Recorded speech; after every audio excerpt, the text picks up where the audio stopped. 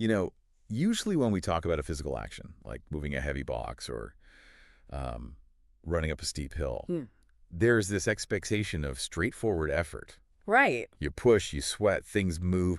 It just feels completely intuitive to us. You Yeah. feel it in your muscles, so you naturally assume you understand the mechanics of what just happened. Oh, exactly. Because, I mean, we are biological creatures, right? We Mm. measure the world through our own physical exhaustion. Yeah, If an activity makes our heart rate spike, our brains just categorize that as having accomplished something significant. exactly. Mm. But then you step into the strict, unforgiving world of physics, and suddenly that intuition is completely shattered. Oh, totally. We're looking at a landscape where your sweat just doesn't matter. A world where, like, standing perfectly still, holding a massive weight above your head, means you are doing absolutely nothing. Scientifically speaking, it is the absolute definition of a conceptual paradigm shift.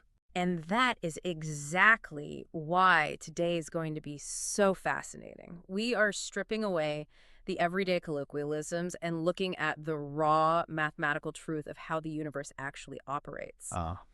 We are taking a foundational scientific text covering the physics of work, energy, and simple machines, and we're going to explore the literal bedrock of physical reality. Welcome to an incredibly special and comprehensive deep dive. Today's mission is unique. Instead of just giving you a breezy, high-level summary, we're going to look at our source material exactly as written. Yeah, every detail. We're going to share the original text directly with you, step by step, and then we are going to translate it. Oh. We'll unpack the jargon, provide the context, and uncover the hidden why behind everyday phenomena. I really love this methodical approach because it builds a literal fortress of understanding for you, the listener. Mhm. We aren't just handing out trivia here. We are building the fundamental logic of physics piece by piece, from lifting a bag of wheat all the way to the mysteries of the expanding universe. To set the stage, I want you to imagine a playground. Picture a tall slide. You see kids climbing up the steps, standing at the top, and then whooshing down to the bottom. Classic. Or, if you want something closer to home, think about simply carrying your groceries from the trunk of your car to the kitchen counter. Mm, Keep those incredibly normal images in your head because they contain the profound secrets of energy that we are about to decode. they really do. Let's look at the very first paragraph of our source text. The author set it up like this. I'll just read it verbatim. Okay. Quote, in earlier chapters 4 and 6, you have learned how forces change the motion of objects and how kinematic equations and Newton's laws can be used to analyze motion. Right, the basics. But when forces change with time or act in complicated ways, applying these laws directly can become difficult. Is there a simpler and more powerful way to understand such situations? End quote. What's fascinating here is the sheer honesty of that setup. I mean, the material is acknowledging that traditional classical physics, calculating exact forces second by second using Newton's laws, is just exhausting. It really is. If you have a force that is constantly shifting angles or intensities, the math becomes an absolute nightmare. I mean, if you think about, like, a roller coaster looping around a track, calculating the exact gravitational pull and friction force at every single millimeter of that twisting metal is basically impossible for a normal person, right? Exactly. So the authors are offering us a shortcut. Work and energy are these brilliant hacks that physicists use to understand motion without getting bogged down in the microscopic details of constantly changing forces. It's a way to step back and look at the whole picture. Which leads right into the promise of this material. The text continues, quote, in this chapter, you will explore the ideas of work, energy, and power, which often allow us to analyze motion and interactions more easily. Good. You will also learn about simple machines, which help us perform tasks with less effort and more convenience. These form the building blocks of many everyday machines. And here comes the key part. Quote, energy, which is the capacity to do work, lies at the heart of all these ideas and of almost every activity in our daily life. Figure 7.1. There is the golden phrase, energy, which is the capacity to do work. If you remember absolutely nothing else from our entire discussion today, remember that. Yeah, underline it. Energy isn't some mystical aura or a spiritual vibe. It is a stored potential. It is a literal currency that allows you to purchase action in the physical world. I really love that idea of it being a currency. Mm. The material makes this really explicit with a figure that has 3 specific captions. Let's hear them. We read them exactly as they are printed. First one, food provides energy to walk. Second, electricity provides energy to rotate a fan. And third, fuel provides energy to move a car. Notice how the source is showing us that energy isn't just one single substance. It takes completely different forms. A turkey sandwich, an electrical current, a tank of gasoline. But the fundamental job is identical. Right. It provides the necessary capacity to create motion or change. But this is where I think things get tricky for us regular people, and the text actually warns us about our everyday language. Oh, for sure. It points out, quote, "We often use the words work, energy, and power in everyday conversations. As we learned in Chapter 1, these terms have a precise meaning in science. Let us first understand how to define work." This is crucial. We have to separate the biological feeling of being tired from doing actual physics work. Right. You might tell your boss, I worked really hard on that spreadsheet all night, but to a physicist, if you didn't physically displace a mass using a force, absolutely no work occurred. To ground this mystery, the text points back to our playground slide and asks 3 specific questions to frame what we're going to solve today. What are they? Here they are. First, what will be the magnitude of velocity of the child at the bottom of the blue slide?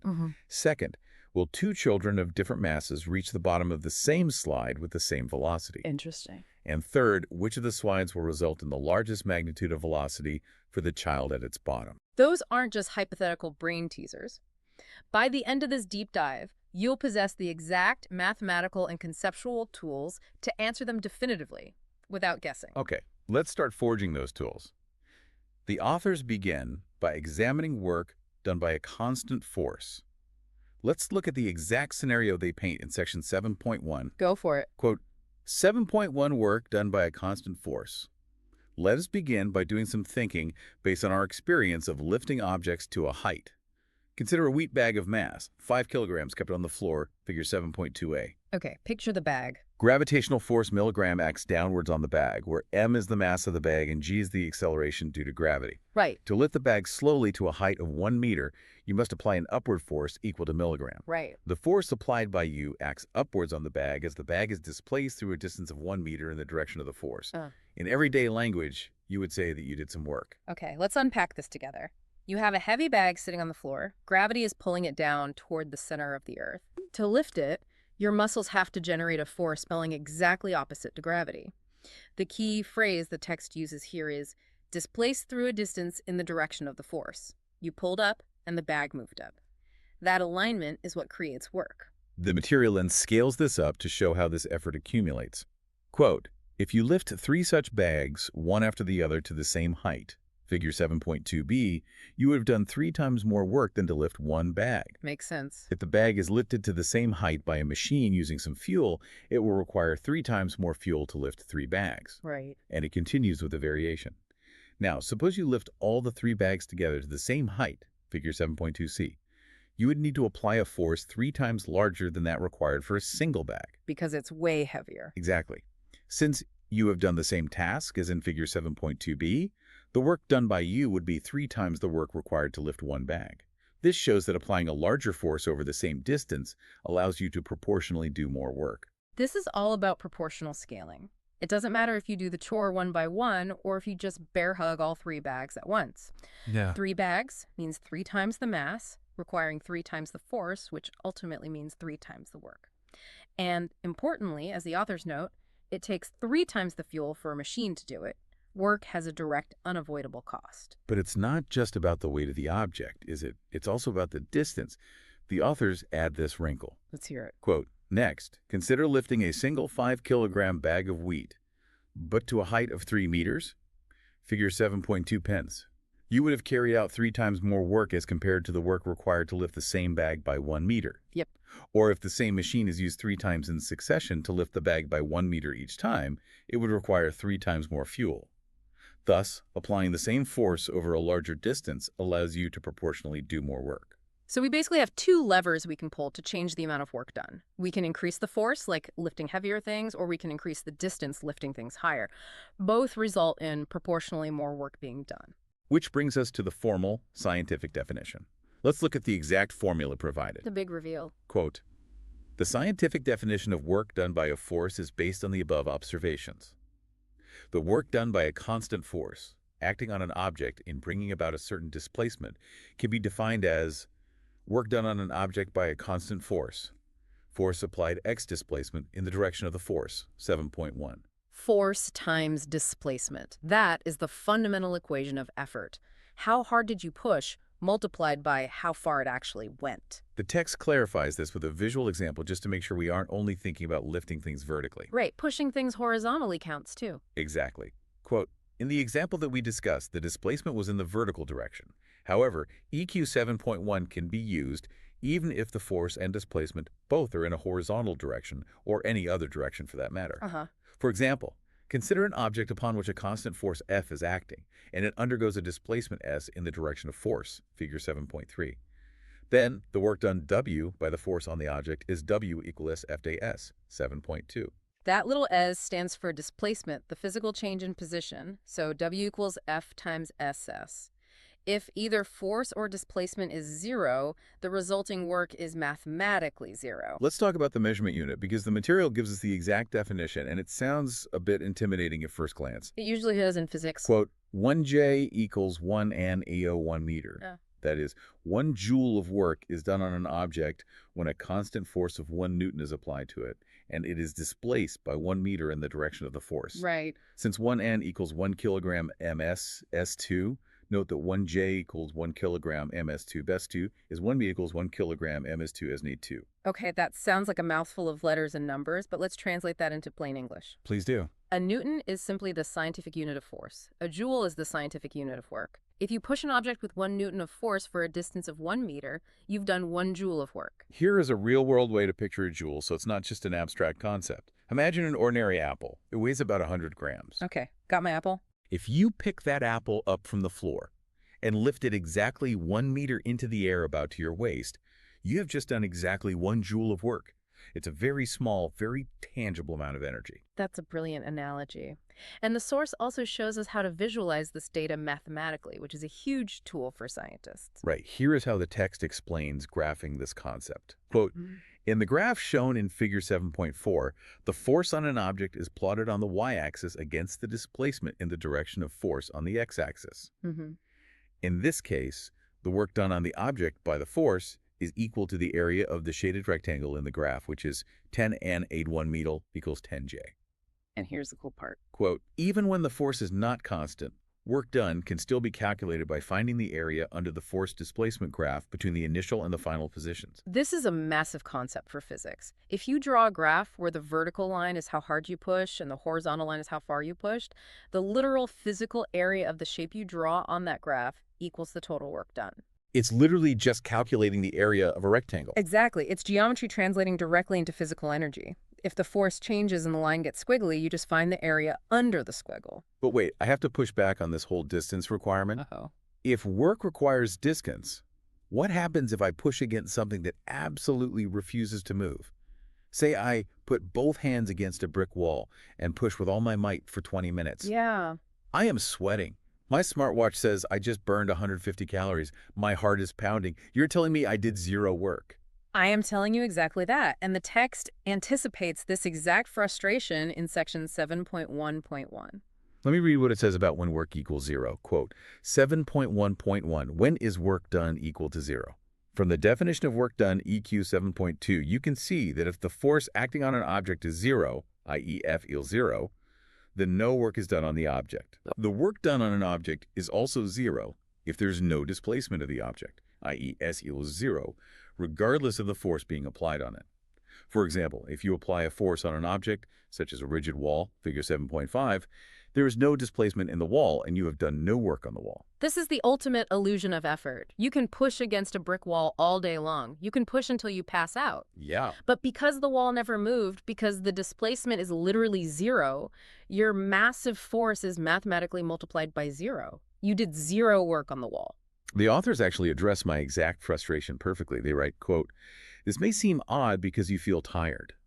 To apply a force, the muscles in your body repeatedly expand and contract and use up the internal energy of your body. Exactly. Thus, you may feel tired even though, in a scientific sense, you have not done any work on the object. This is a vital biological distinction. Your smartwatch isn't lying to you. You did burn calories. Your muscles are doing internal work. So I get some credit. You do. Muscle fibers are sliding against each other. Chemical bonds in your cells are breaking. You are radiating heat. But the physics definition of work requires an external transfer of energy. Because the wall didn't move, you didn't transfer any energy into the wall. The energy just dissipated as heat within your own body. Okay, so zero movement means zero work. That makes sense, even if it hurts my pride a little. Okay. But here is where the text throws a massive curveball. It's not just about zero movement, it's also about direction. Oh, yeah, this is where it gets weird. Look at this passage. Quote, Yeah. if a force acts in a direction perpendicular to the displacement of an object, the work done by that force is zero, figure 7.6, because there is no displacement in the direction of the force. Okay. For example, when a girl carries a box while walking, she applies an upward force to balance its weight while the box moves horizontally. Since the force and displacement are perpendicular to each other, no work is done by this force on the box. So interesting. Okay, I need you to explain this to me like I'm 5, because this feels incredibly counterintuitive. She is moving the box across the room. The box is displacing. Why is the work zero? Think about it like riding a skateboard. If you are standing on a skateboard, your weight is pushing straight down onto the board. Right. But pushing down doesn't make the skateboard roll forward, right? To go forward, your foot has to push backward against the pavement. The downward force does absolutely nothing for forward motion. Oh, I see. In the case of the girl carrying the box, her arms are applying an upward force against gravity to keep it from falling to the floor. But her walking is a horizontal displacement.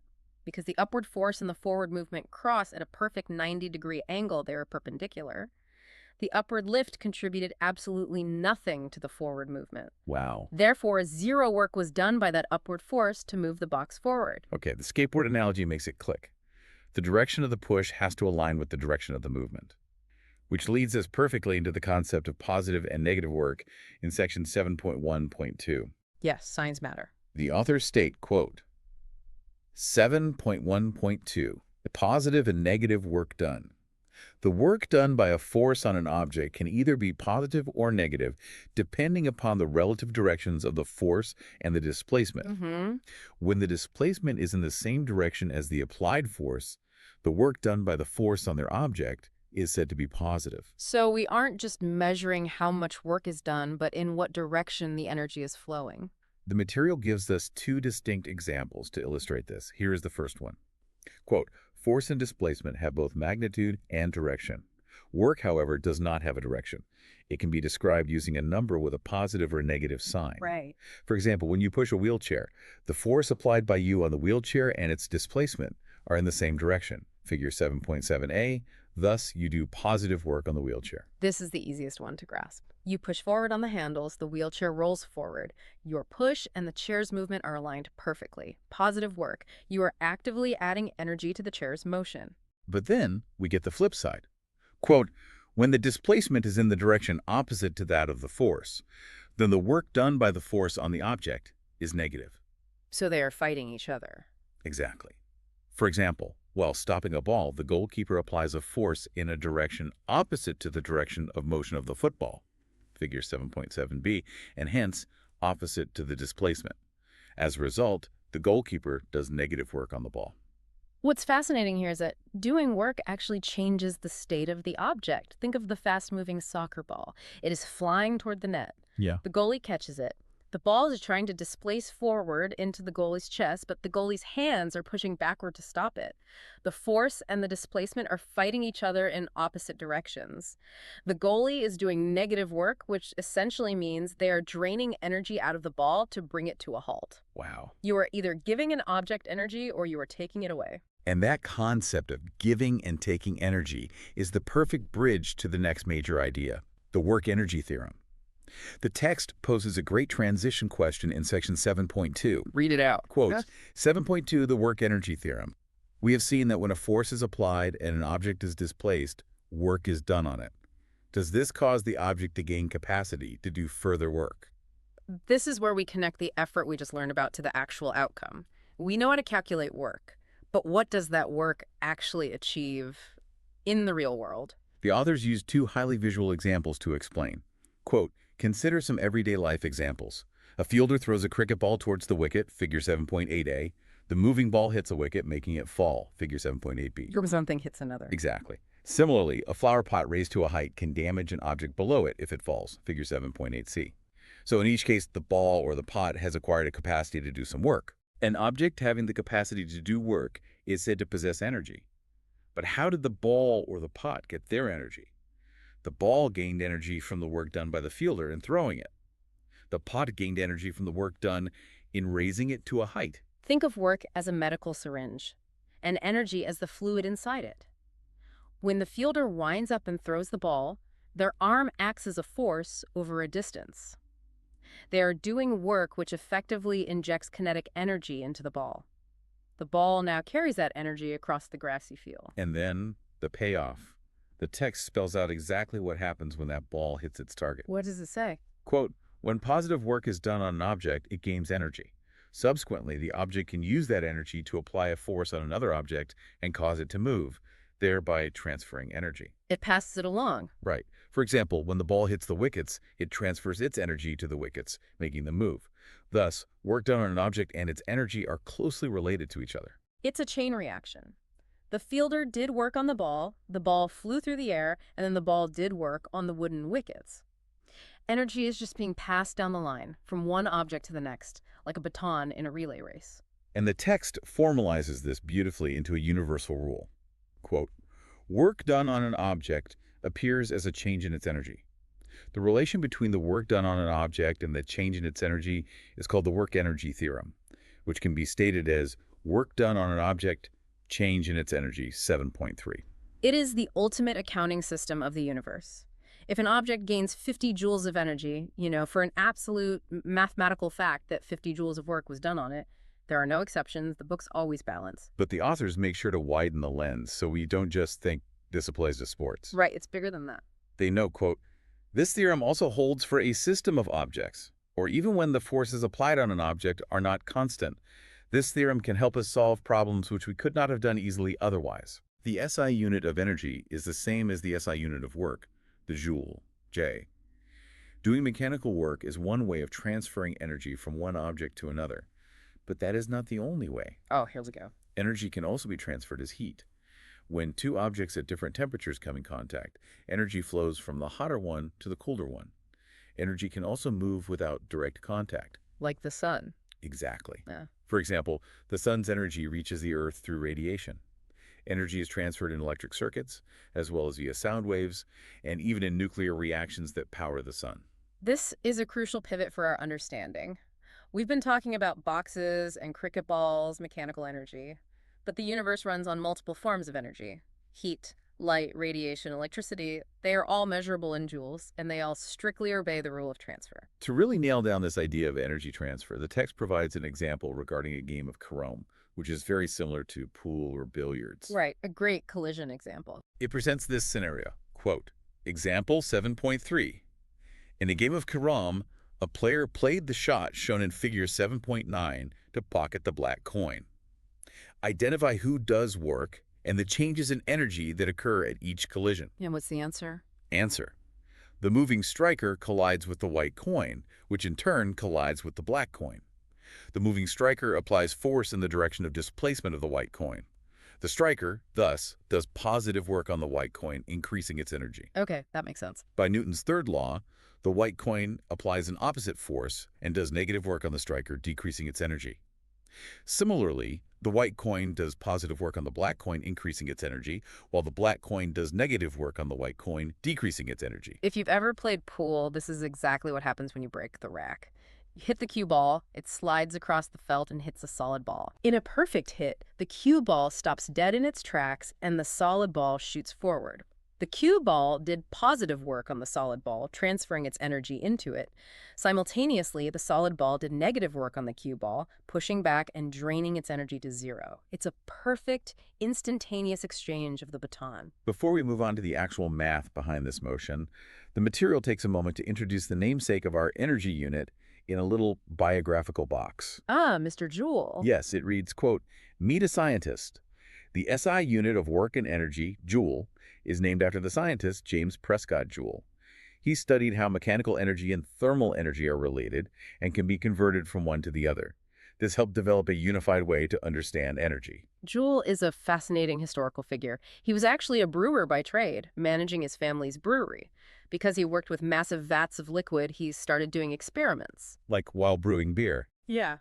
He realized that if you mechanically stirred a vat of water really fast with paddles doing mechanical work, it actually heated the water up, creating thermal energy. He was the pioneer who proved that mechanical movement and heat were just two different faces of the exact same fundamental currency. Wow. So if energy is this universally transferable currency, what different denominations does it come in?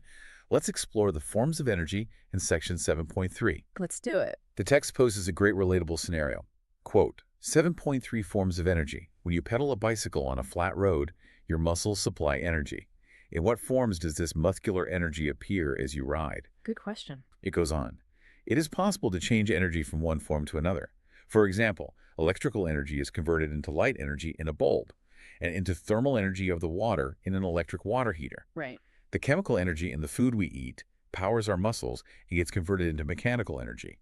Similarly, a ringing bell converts mechanical energy into sound energy. Think of your own body as a biological engine. You eat food, which contains energy locked in chemical bonds. Your digestive system breaks that down. Your leg muscles burn those chemicals to create mechanical motion, pushing down on the bicycle pedals. The rubber tires spin against the pavement, creating friction, which turns some of that mechanical motion into thermal energy heat on the road. The metal chain rattles, turning motion into sound energy. Riding a bike is just a constant cascade of energy conversions. It's beautiful to think about it that way. But the authors rein us back into our main focus. Back to the mechanics. They state, quote, among these, we will now look more closely at mechanical energy since it is directly connected to the forces and motions you studied earlier. Let's look at the definition. 7.4 Mechanical energy. Mechanical energy is the energy that an object possesses due to its motion or position. Let us try to quantify mechanical energy by using the concept of work. Motion or position. Those are the two halves of the mechanical energy coin. Let's start with motion. The text introduces kinetic energy in section 7.4.1. Quote, 7.4.1 Kinetic energy. The energy possessed by an object due to its motion is called kinetic energy. Simple enough. All moving objects possess kinetic energy, such as a moving bicycle or a rolling ball. How much is the energy possessed by an object by virtue of its motion? It is common to define an object that does not move to have zero kinetic energy. Kinetic comes from the Greek word for motion. If it's moving, it has kinetic energy. If it's totally still, kinetic energy is zero. Simple as that. But now we have to figure out how to calculate it. The text sets up the derivation. Quote, consider an object that starts from rest and acquires a certain velocity under the influence of a force F, figure 7.11. Okay. Then by the work-energy theorem, the work done by the force will equal to the energy gained by the object, which is the kinetic energy of the object in this case. The authors are going to build the formula for kinetic energy from scratch using what we already know about force and acceleration. Right. Now, I'm going to read the explanation of the mathematical journey they take, but I want to promise you, the listener, that we're going to focus on what the math means, not just a jumble of algebra. Yeah, nobody likes spoken algebra. The text states, quote, let us find a mathematical expression for the kinetic energy. For that, we will first find a general expression for work done by a force on an object of mass m, starting not from rest, but from an initial velocity u. Right, so it's already moving a bit. Let v be its final velocity and it undergoes a displacement s. To simplify the situation, let us assume that the force F acting on the object is constant. A steady push. In that case, the acceleration a is also constant, and the kinematic equations can be used. We can then write v squared equals u squared plus 2a's, or s equals v squared minus u squared divided by 2a, 7.4. Instead of getting lost in those letters, let's look at the logic. This classic equation is just relating speed, acceleration, and distance. It's essentially saying that the distance you travel while speeding up depends heavily on how fast you started, how fast you ended up going, and how hard you hit the gas pedal to accelerate. Then the material merges this logic with our work formula.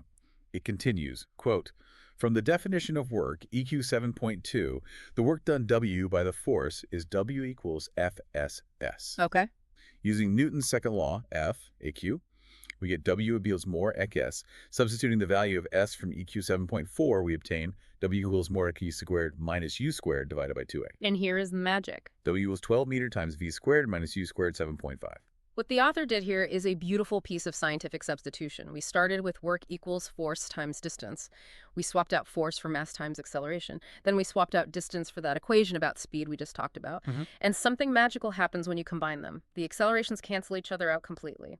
We are left with a beautifully clean formula based only on the mass of the object and its velocity. And here is the final famous derivation that pops out of that math. The text concludes, quote, if the initial velocity of the object is u equals 0, the change in the energy of the object is equal to its final kinetic energy. Right. Thus, using EQ 7.5, the kinetic energy of an object of mass m moving with a velocity v is k equals 12 millimeters squared, 7.6. Kinetic energy equals 1/2 times mass times velocity squared. That is the bedrock equation for motion in our entire universe. And here is where my mind was absolutely blown. Notice that mass is just mass, but velocity is squared. Before we get to the implications of that, let's look at the properties of this energy. What does the text say? It explains, quote, the SI unit of kinetic energy is the joule, J. The kinetic energy has no direction. That's important. When positive work is done on the object and its velocity increases, its kinetic energy also increases. If negative work is done on the object and its velocity decreases, its kinetic energy will also decrease. If no work is done by the force on the object, W equals 0, and its velocity does not change, then its kinetic energy remains constant. That lack of direction is really key to understanding energy. A car moving north at 60 miles an hour has the exact same kinetic energy as a car moving south at 60 miles an hour. It's a pure magnitude, an amount of stored destruction, regardless of which way the compass is pointing.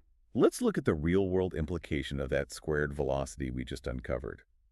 The material gives us a devastatingly clear example in example 7.4. Lay it on us. It reads, quote, if the velocity of a vehicle doubles in magnitude, what will its kinetic energy be compared to its original value? And the math. Answer. Let the mass of the vehicle be m and its initial velocity be v. Its initial kinetic energy will be 12 mV squared. If the vehicle travels with the velocity of 2v, its kinetic energy will be 12 meters times 2v squared, which equals 12 meters times 4v squared. Because 2 squared is 4. Exactly, which equals 4 by 12 millimeters squared. The new value of the kinetic energy will be 4 times the previous value. This is why physicists get so nervous about speeding. If you were driving a car in a neighborhood at 30 miles an hour and you turn onto a highway and accelerate to 60 miles an hour, your speed only doubled.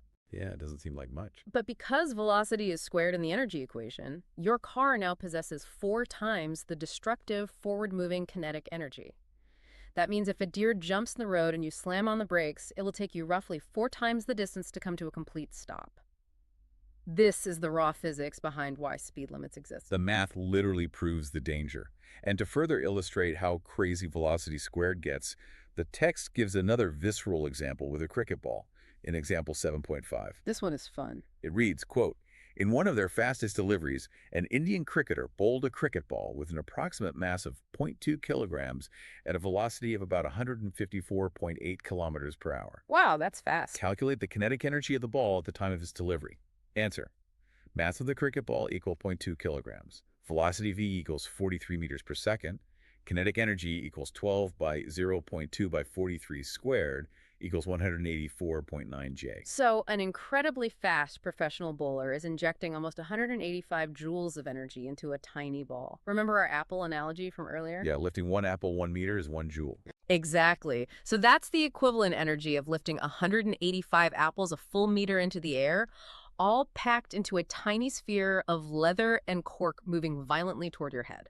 It's no wonder batsmen wear heavy helmets. To make sure we've locked this in, the authors lead us with 2 quick thought questions. Let's tackle them live. Okay. The first one asks, quote, 4. 2 objects A and B of mass m and 4 meters have the same kinetic energy. What is the ratio of the magnitude of velocities of A and B? Okay, let's logic this out. Object B is 4 times heavier than object A. But the question says they both have the same overall energy. Right. Because velocity carries so much more weight in the equation because it's squared. Object A must be moving much faster to make up for being so light. Specifically, it has to be moving twice as fast because 2 squared equals 4. So the speed ratio is 2 to 1. And the second question, quote, 5. Does the kinetic energy of an object which moves with constant velocity change with its position? Not at all. As long as the mass doesn't change, like the object isn't breaking apart and the speed doesn't change, the kinetic energy is totally locked in. Position doesn't matter for kinetic energy. But position does matter for something else. We've figured out the energy of a moving object. But what about something that is just waiting to move, like a drawn bowstring? Where is its energy hiding? This brings us to potential energy. Yes, section 7.4.2. The text sets the scene, quote, 7.4.2, potential energy. In Chapter 6, you performed an activity where you could move a stack of coins by releasing the stretched rubber band with which it was in contact. Okay. Have you ever played with a slingshot, Gruel? Mm-hmm. In this case, when you release the stretched elastic band, the object in contact with it shoots in the forward direction, figure 7.13a. Very relatable. You might have also watched an archery competition. The archer pulls on the string of the bow, bending its arms in the process. When released, the bow comes back along with the string to its original position, and the arrow flies off the bow, figure 7.13b. These are great visual examples to get us out of the realm of abstract math. You are changing the physical shape of something elastic, stretching a rubber band, or bending a stiff wooden bow. The authors explain exactly where the resulting energy comes from. Quote, in these examples, you notice that when the stretched band or the bent bow is released, it applies a force on the object in contact with it. This sets the object in motion, giving it kinetic energy. Right. At the same time, the stretched band or bent bow comes back to its original shape. The stack of coins, ball, and the arrow thus gain the kinetic energy they did not originally possess. This energy must have come from the stretched band and the bent bow, which have the capacity to do work due to their shape. And here's the crucial mechanism. The work done by the force which was applied to cause these deformations was stored in the band or the bow. I love the idea of deformation acting as a savings account for work. Your arms do the physical work to pull the heavy string back. That work doesn't just disappear into the ether, it gets stored in the tension of the bent wood as potential energy. The split second you let go, that potential energy is instantly passed out and converted into the kinetic energy of the flying arrow. And it isn't just physical bending of objects. The text expands this concept to invisible forces. Like magnets. Quote, in the same way, a system of electric charges separated by a distance, figure 7.15b, also possesses the stored energy which can do work when released. If you take two strong magnets and force their north poles together, you feel them physically fighting you. You are doing work to shove them together, and that work is being stored in the invisible magnetic field between them. The second you let go, they shoot apart, turning that stored potential into kinetic motion. Which naturally leads to the biggest invisible spring of all, gravity. Yep. The authors state, quote, now consider a ball lying on the surface of the Earth. The ball and the Earth together form a system. You have learned earlier that the Earth and ball attract each other. Gravity at work. A force is required to do work against the gravitational force to lift the ball to some height. But once the ball is lifted to a height and the force is removed, the ball and the Earth rush towards each other and attain kinetic energy in the process, figure 7.16. Right. So, the system of ball and the Earth, when separated from each other, store energy due to their relative positions. I always tell people to think of gravity as a giant, invisible rubber band stretching between the center of the Earth and the object you are holding. When you lift a rock off the ground, you are actively stretching that rubber band. You are storing potential energy based purely on how high you lift it. The text gives us the formal, encompassing definition of this concept. Quote, more generally, whenever a system of objects interacts through forces, such as gravitational, electric, or magnetic forces, the system can store energy due to the relative positions of the objects. The energy stored by an object as a result of its deformation, or in a system of objects due to their relative positions, is called the potential energy. So we have two ways to store it. Deformation, like physically stretching a spring, or relative position, like lifting a rock away from the Earth. Both are banking potential energy. To make the impact of this literal, the text uses a great sandbox analogy. Quote, you find that the depression is deepest when the ball is dropped from the greatest height. Because it had more stored energy. Exactly. Raising a ball to a greater height from the surface of the Earth requires more work. Thus, the ball possesses more energy at greater height. When the ball is released from a greater height, this energy creates a deeper depression.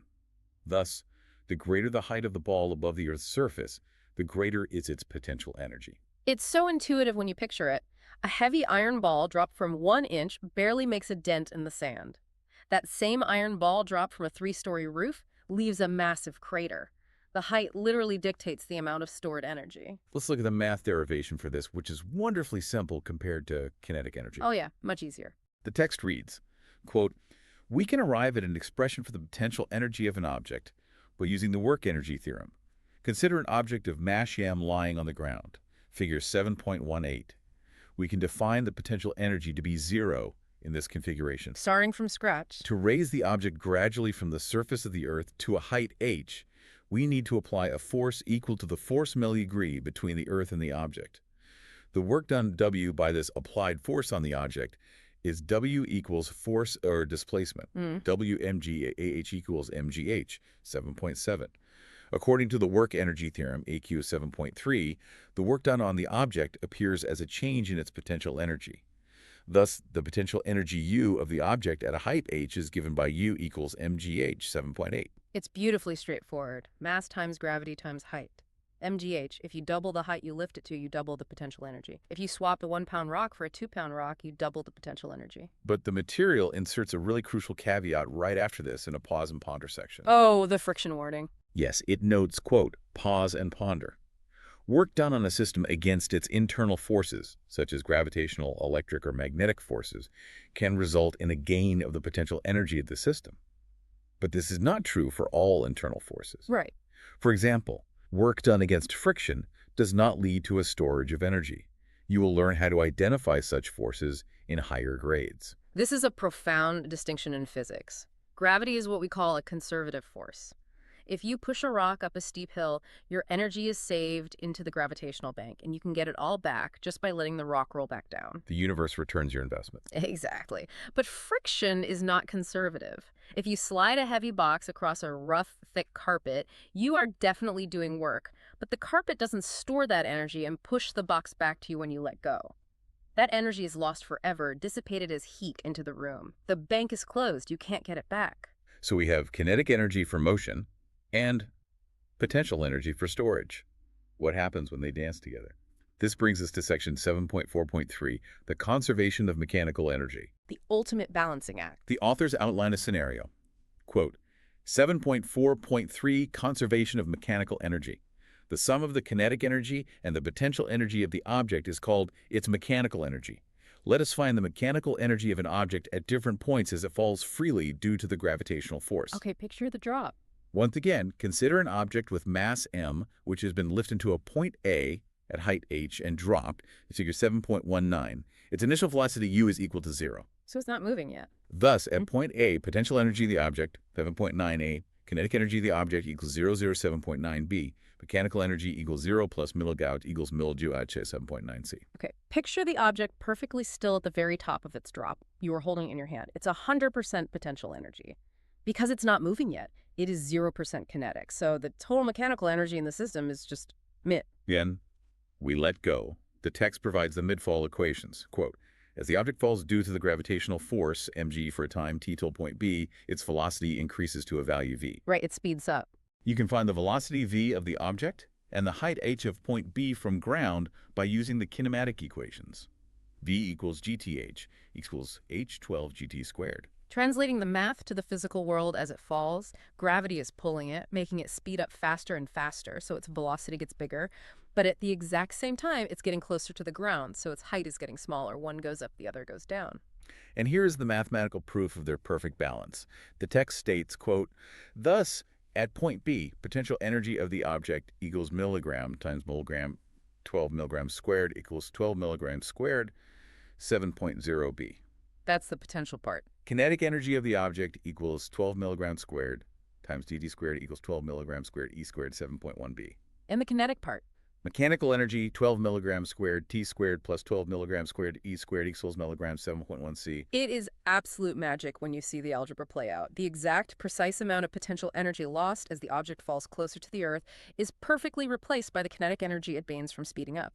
The minus half and the plus half in those equations cancel each other out completely. So the total energy at the middle of the fall is exactly the same as it was at the very top. I just marvel at that result. It's perfect accounting. But the material adds a quick caveat, just so we don't get too arrogant. What's the catch? Quote, expression EQ 7.8 for the potential energy of an object at height h is valid only near the Earth's surface. Further away from the Earth's surface, the gravitational acceleration g decreases. You will learn about the gravitational potential energy of objects far from the Earth in higher grades. Just a little reminder from the authors that gravity gets weaker the further into space you go, so our simple G constant only works for everyday stuff down here on Earth. The text summarizes this conservation beautifully. Quote, as the object falls down with time t, its potential energy decreases while its kinetic energy increases. This shows that the lost potential energy of the object is converted into kinetic energy during motion, while its mechanical energy remains constant and equal to 8. Right. The conservation of mechanical energy can often be useful in solving several real-life problems. This is the legendary law of conservation of mechanical energy. In a closed system, without air resistance or friction stealing from us, energy cannot be created or destroyed.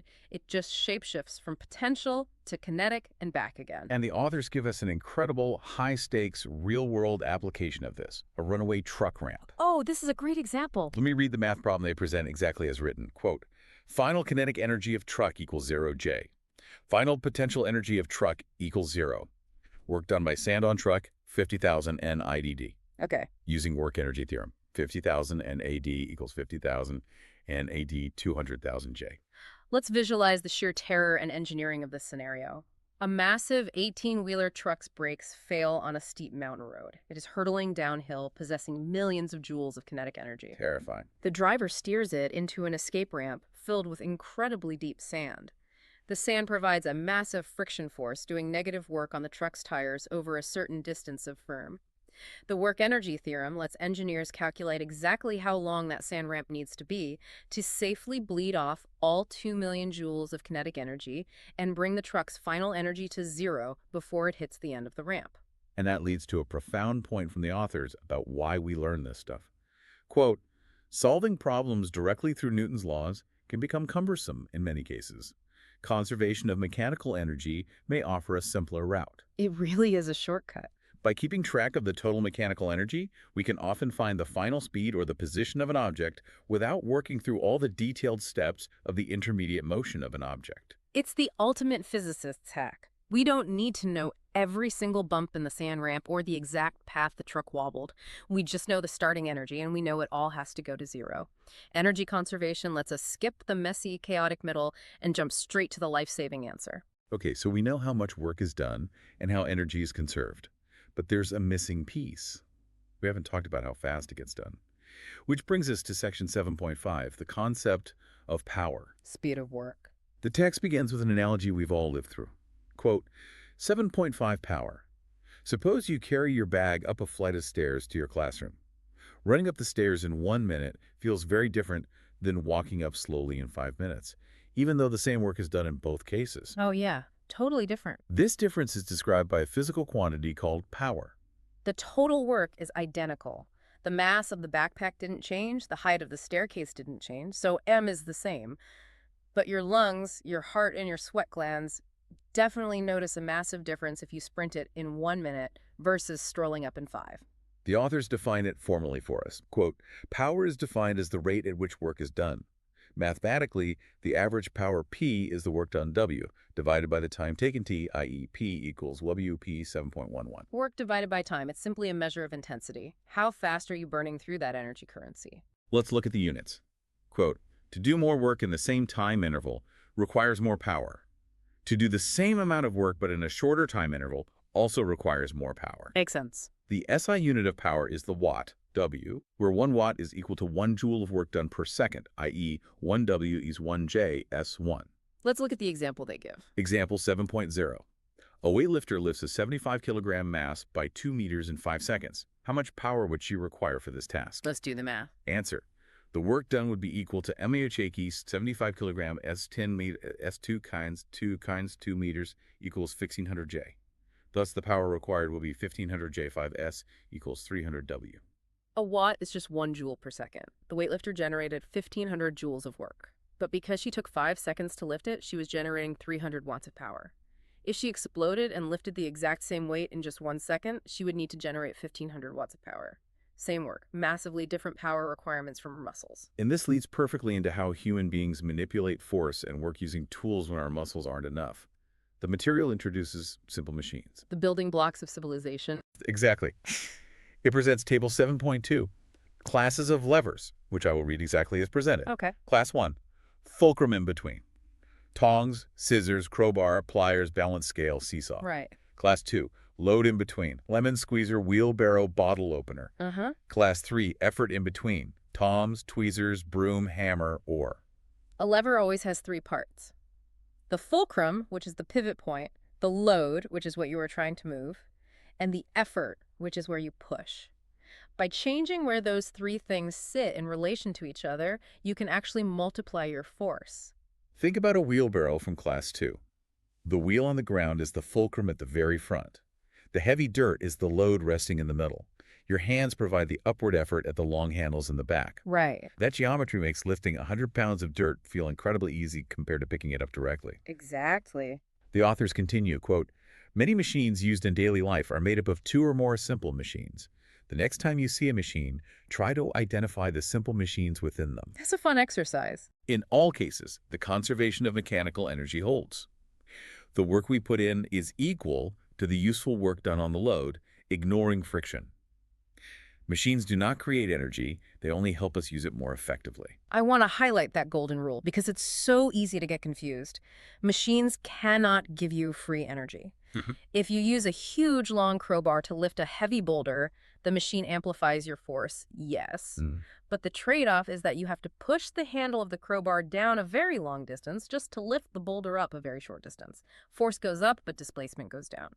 When you multiply them together, the total work done remains perfectly balanced. Let's test that logic with two fantastic questions from the materials review section. Sure, let's do it. Question 11 asks, quote, 11, why is it easier to open the lid of a can by using a spoon as shown in figure 7.35?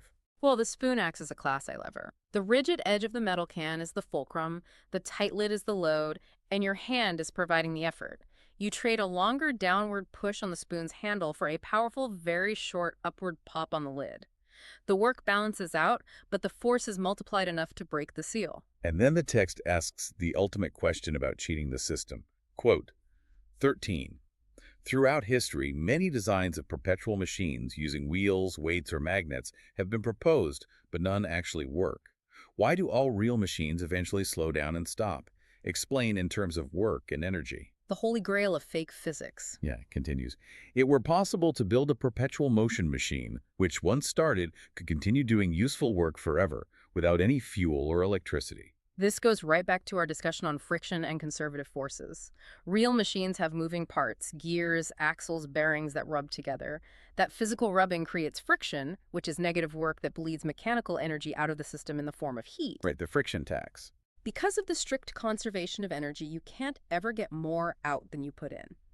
That constant heat loss means the machine eventually grinds to a halt. A perpetual motion machine is a physics myth because friction always demands a tax. The authors wrap up this section by looking at a massive, real-world machine that harnesses all of this. A water wheel. It reads, quote, "The water starts from the top with potential energy. This potential energy gets converted to kinetic energy as it comes down the pipe. A, the kinetic energy of the water drives the wheel. B, and sets it into rotational motion. And then what? The wheel is connected to the grinding stone at the top, C. In modern times, the potential energy of the water stored in dams is similarly converted into kinetic energy to generate electricity." It's the perfect summary of the entire mechanical universe we just explored. Water sitting high up in a reservoir behind a dam has massive potential energy. Gravity pulls it down, turning it into kinetic energy. Yep. That violently moving water hits a turbine, a machine doing work on it. The turbine spins, transferring that mechanical energy into a generator, which converts it into electrical energy, which travels miles through wires to your house to become light energy in your reading lamp. It is an unbroken, perfect chain of energy transfer from the mountaintop to your living room. And to make sure we've locked in all these profound concepts, we are going to do a review using the exact questions provided at the end of the source material. This is the final exam. But instead of just blazing through them, let's really see how they apply. The text starts with the exam. At a glance summary points, it reads, quote, "Work is done by a force on an object when the force displaces the object in the direction of the force. Check. An object having capacity to do work is said to possess energy. Work-energy theorem. Work done on an object or a system is equal to the change in its energy." Check. The energy possessed by an object due to its motion is called kinetic energy. The energy stored by an object as a result of its deformation, or in a system of objects due to their relative positions, is called potential energy. Beautiful. Power is defined as the rate at which work is done. Simple machines are devices that make work easier by changing the magnitude or direction of the force that needs to be applied, though they do not reduce total work. That is the whole foundation of mechanics, synthesized into 7 bullets. Think about how abstract that sounded an hour ago, and how intuitive every single one of those statements should feel to you now. Let's test that intuition with the fill-in-the-blank quiz. I'll read the prompt exactly as written, and you can fill in the blanks. I'm ready. Quote, 2. Fill in the blanks. 1. Work done, blank, ache, blank, in the direction of force. Force times displacement. 2. 1 joule of work is done when a force of blank Newton displaces an object by 1 meter in the direction of the force. 1 Newton. 3. The expression for kinetic energy of a body of mass m and velocity v is blank. 12 mV squared. 4. The potential energy of an object of mass m at a small height from the Earth's surface is blank. Mass times gravity times height. Power is defined as the blank at which work is done. I love it. Now let's see how these principles hold up to some real-world logic puzzles. The text asks, quote, 3. When a ball thrown upwards reaches its highest point, tick which of the following statements are correct. Okay, what are the options? I. The force acting on the ball is 0. 2. The acceleration of the ball is 0. 3. Its kinetic energy is 0. 4. Its potential energy is maximum.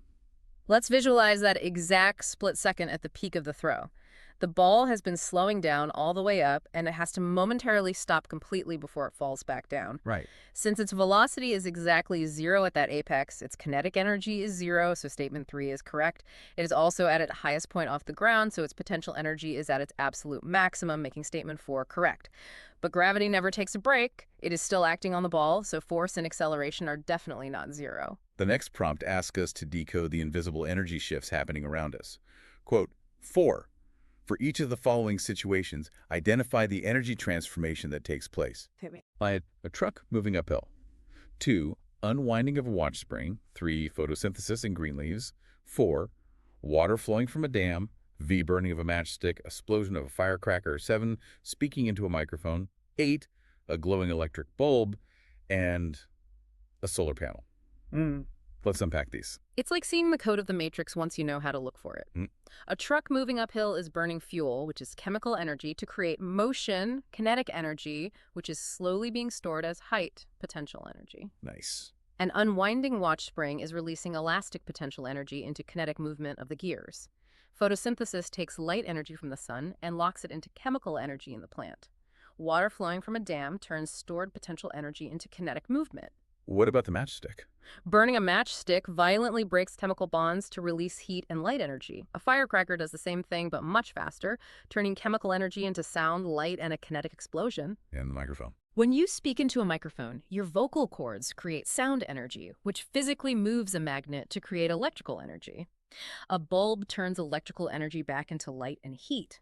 And a solar panel catches light energy and excites electrons to create electrical energy. That is just incredible. Okay, let's look at this one about lifting things. Quote, 6. A crane lifts a mass top to the 10th floor of a building in a certain time. It then raises the same mass to the 20th floor of the same building in double the time. How much more energy and power are required? Assume that the height of all floors is equal. Let's break down the 2 parts. First, energy. The 20th floor is twice as high as the 10th floor. Since the height doubled, the potential energy required also doubled, so twice the energy is needed. And the power. Power is work divided by time. The crane did double the work, but it also took double the time to get there. Because both the top and bottom of that fraction doubled, the ratio stays exactly the same. The power output of the crane's engine was identical for both lifts. Okay, another lifting scenario. Quote, 7. Which factors determine the energy required to raise a flag from the ground to the top of a tall flagpole using a pulley? Okay. Does raising the flag slowly or quickly change the amount of work done? If the speed at which the flag is raised is doubled, how does the power requirement change? Explain your answers. The energy required depends strictly on 3 things: the mass of the flag, gravity, and the height of the pole. Raising it slowly or quickly does not change the amount of work done at all because the distance and the required force stay exactly the same. But the speed affects power. Exactly. If you double the speed you pull the rope, you cut the time it takes in half. Because you are doing the same work in half the time, your power requirement doubles. You have to pull with twice the intensity. Now let's talk about the direction of work with this question. Quote, 10. A ball of mass 2 kilograms is thrown up with a velocity of 20 meter s1i. Identify the sign of the work done by gravity on the ball during its upward motion and its downward motion. Think back to the goalkeeper stopping the soccer ball. On the way up, the ball is trying to displace upward, but gravity is constantly pulling downward. Opposite directions mean negative work. Gravity is draining the ball's kinetic energy until it stops. And on the way down? On the way down, the ball is falling downward and gravity is pulling downward. Because they are in the same direction, gravity is doing positive work, injecting kinetic energy back into the ball. The next question gives us a graph scenario. Quote, 11. A 10.0 kilogram block is moving on horizontal floor with negligible friction. As shown in the figure 7.37, a variable force is applied on the block in its direction of motion from its position at 0 meters till 4 meters. Okay, variable force. If the block had a kinetic energy of 180 J when it was at 0 meters, find the block's speed 1 meter and 2 at 4 meters. Does the block have negative acceleration in any portion of its motion? We obviously don't have the visual graph in front of us, but the physics logic still holds perfectly. At the 0 meter starting line, we know the kinetic energy is 180 joules and the mass is 10 kilograms. Using our beautiful formula, K equals 12 millimeters squared, we just plug those numbers in. Okay, let's do it. Half of 10 is 5, so 180 equals 5 times velocity squared. Divide 180 by 5 and you get 36. Since velocity squared is 36, the starting speed must be 6 meters per second. And for the 4 meter mark? To find the speed at the 4 meter mark, you would just look at the area under the squiggly graph line to find the total work done by the variable force, add that number to the 180 joules of starting energy, and do that same simple math again. Let's sketch out the logic for the final two questions. Quote, 14. The potential energy displacement graph of a 0.5 kilogram ball moving along a frictionless track is shown in figure 7.39. At O, the velocity of the ball is 0 meters 1, and potential energy is 30 joules. Calculate the velocity of the ball at P, Q, and R. Again, we are using the flawless law of conservation of energy.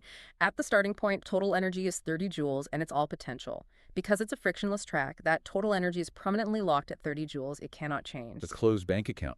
Exactly. If you look at point P on the graph and see it only has 10 joules of potential energy, you know for an absolute fact that the missing 20 joules must be kinetic energy. It can't be anywhere else.